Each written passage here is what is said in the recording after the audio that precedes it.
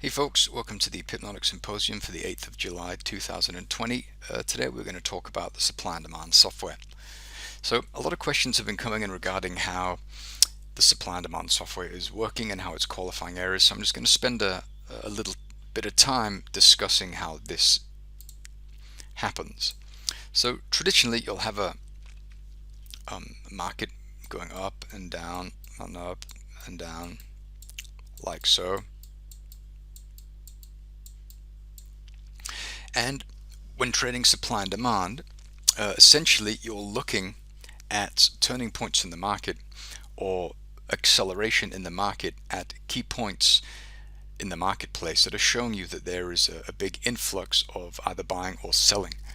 Okay, and it's pretty difficult to see on a normal price chart. If you just look at a standard price chart like this, where you have, let me remove everything. I mean, for a trained eye, maybe you're able to see where you can see heavy buying and selling. But for someone who's perhaps just getting kind of involved in trading, or someone who just wants to speed up the analysis a lot, it's nice to have a bit of some kind of a support. And so looking at this price chart, let's go to a different time frame, this one here. I mean, you can see that, I mean, when price left here, we really left quickly. But even though price left quickly, I mean, price did not respect that area that much. It came down to it, we went up, we moved to the opposing side of the market, and then we started to move down. So despite the fact that we had a really strong push higher, nothing really happened at that level. And if you look at this one here, I mean, price went up to this area, had huge rejection once, twice, price had a third push, and then price turned around. And so you're asking yourself, well, why did price turn around here, and why did price not turn around down here? One thing you have to remember is you have major swing highs where you have monthly highs and monthly lows like this. Okay, and let's assume now that maybe this is like the monthly time frame, and within these tiny ones here you also have kind of macro, you have the macro moves. That wasn't a very good one. You have the macro moves, then you have the micro moves. So you got price going up and down and up and down. This is literally ugly. And you have the same thing going on here and here, and so on and so forth, all the way back down here. Okay, so here you have the monthly, and maybe on this one here you can see that we have maybe the 4 hour or the daily. Let's go 4 hour like so. Okay, those are the micro swings that you see in here. And so when price manages to move above this price point, this is telling us that we have strength occurring in the move higher. And you can say the origin of the move is down here, but the area of demand that managed to move above this high is somewhere in here. And this is often where you're going to see some kind of a reaction. Okay, so you have, for example, if we look at this example right here, where we have some kind of a high here, we can't really see what it is. You can see that, I mean, price, the big push above this line here occurred from this price point here. So actually we had something in here which is where price moved away from, because price went above here, but we did not manage to hold and trade above it. Price did, however, manage to trade above it from this price point here, how we moved a buck. Okay, so price returned to the origin of the move that moved higher and then continued higher. But notice on the way down, price just goes through this pretty quickly. We have a test, we distribute on it, and then we just cut through it. And that's because price is moving back to this area here, and this is the origin of this. So here we have all of these micro, just going to use this tool here, like this, moving up and down, all these micro ones and micro ones on the way down, but the major ones are up here. And so when price reaches a point like this, I mean, last time price was at this price point, it really went high, and so there's an anticipation that price is going to do something similar at this point or lower. Okay, so this is the buy zone for the area of demand in here. We can't see it here, but something in here. You can also see here that price has already been back to this area once, so the buy zone was here, and now it's been tested. Price went a little bit deeper, and this is where price had to come to move higher. So maybe when price comes below this price point somewhere in here, price will have an even bigger rejection and move a little bit higher. Okay, we don't know, but maybe it will. And so what the software is doing by combining multiple time frames on the same time frame, like we have the weekly, we have the daily, and we have, let's say, the 4-hour, you can see all of these price patterns on one time frame.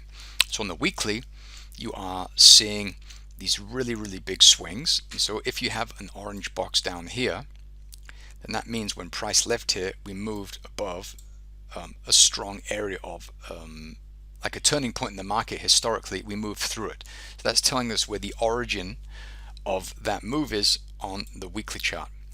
Okay, and within this one, you're going to have the daily ones in here. Okay, so you'll see the daily ones there, and within those ones, you're going to see the micro ones on the 4-hour chart. Okay, so here we have the major trend, we have the intermediate trend, and we have the shorter term trend just here.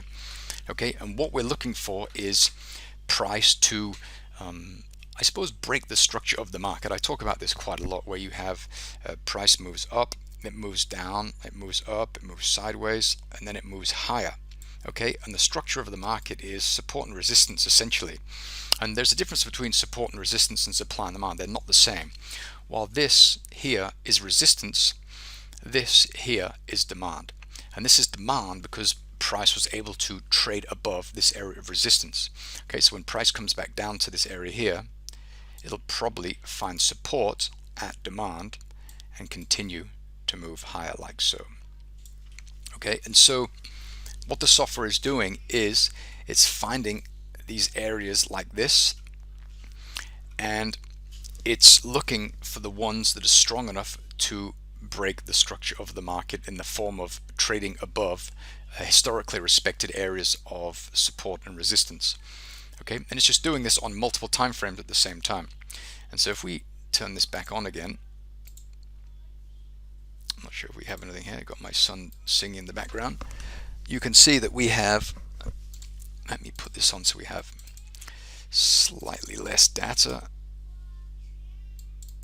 2 and 2, like so. You can see that we have some really interesting areas. We have this one here, and this is the origin of the move that traded below this one here. Price came back to this one here, and then it left. We have this one here, and this is the origin. When I say origin, I mean like those clear swings. So we have like kind of a clear swing down, clear swing down, and so on and so forth. And you can see here on this one here, while it's not a clear swing, we did have a lot of wicks at this price point, and price managed to trade below it from this area right here. Okay, and price referenced this in the future. Then you had this one here. This price point was marked off. Let me use a different tool. We have this one just here.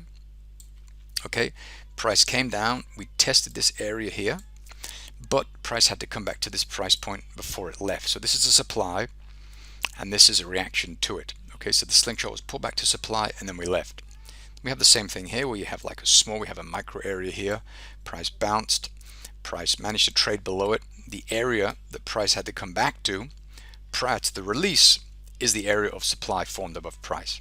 Then you have these micro ones within here, and these have been removed. You can see we had a tiny one in here, price tested it, we had a small reaction. We had this one here, price tested it, we had a pretty nice reaction. But trading the ones, for example, trading the boxes, the rectangles or the demand, in a price structure like this, where you can see that we have more solid boxes above price, is a pretty dangerous game. And so you want to wait for the price to show you what it's going to do. And if you look at this, you can see, wow, where do we have the rectangles? Are they above or below price? Or they're above. Well, that means we have a directional bias. If you go to the different time frame, the daily, where are the boxes? Or we have boxes both above and below.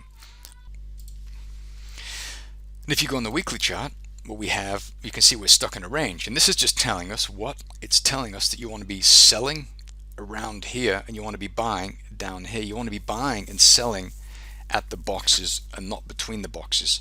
Here we have a nice area, and this is an interesting area because we had a push above this one here. It's been removed. Price tested it. We did not manage to trade through it. Price moved all the way down here. The slingshot was pulled back to here, and then we rallied, moved sideways and rallied. Price tested that area, And the area that removed this one is this one here. And it's this one here because we just have clear release. The software found it, but that doesn't matter so much. I mean, you just want to look for the strong release, the origin of a strong move that was able to move below here, and it originated from something up here. Here we have the parent, here we have the child, here we have a continuation pattern just here. Okay, if we go to the monthly chart, see the same thing again, where we look at some recent areas where we had this one here. It was tested, price left.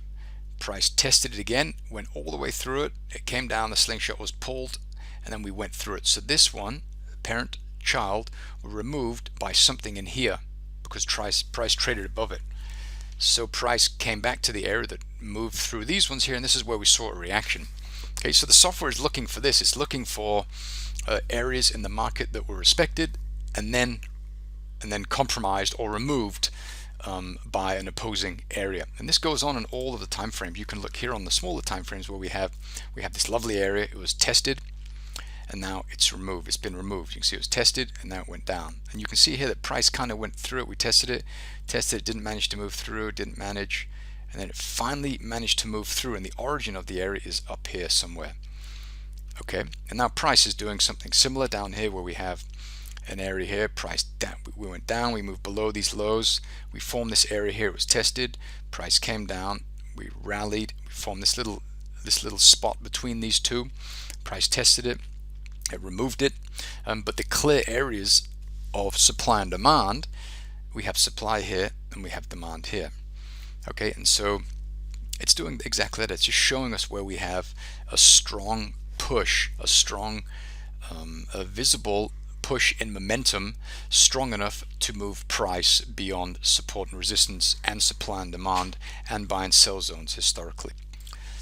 And so when we change the settings to what we see in here, how I like them, to where we have the greater period multiplier set to 0, comma 1, comma 2, we are essentially showing the supply and demand areas on the current time frame, which is 0, the current time frame plus 1, plus the current time frame plus 2. If I go like that, just to give us fewer high quality levels, it's going to look like that. So you know that on the daily chart, when price left here, we managed to move below something here that was important. So if we go to the daily chart, you can see that just here. I mean, this is the origin. We have white candles. It's an origin of the move that moved price below this one just here. Okay, we have this one down here, and when price was all the way down here, I mean, you can see, let me go like this.